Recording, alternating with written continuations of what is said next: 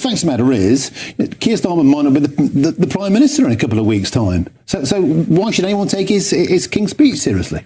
I think the antics in Westminster are a real distraction from what's necessary at the moment. You know, a couple of days ago, we saw local elections where voters rejected mainstream parties wholesale. They rejected the Labour Party. They rejected the Conservative Party. And it was clear at that point that this isn't an issue of leadership alone. Kemi Badenoch's own leadership has not, popularity has not been tracking the popularity of her party.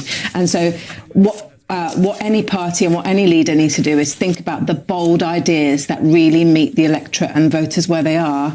They're angry. They need to see bold ideas and change for the country. And that's part of the problem, here, Avnee, because we have quite a chummy political mood in there today. OK, it's a King's Speech. It's not the usual cut and thrust of a PMQs, for example.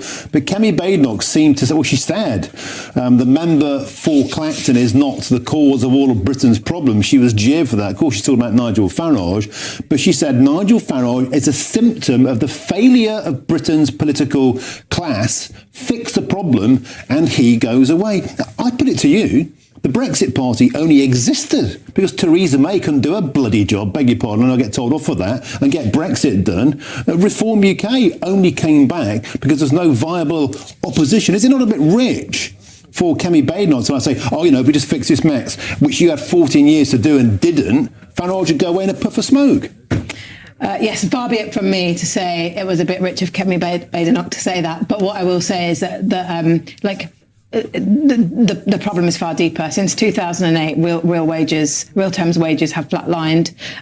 We've got the worst living standards or the worst decline in living standards on record in the last Parliament.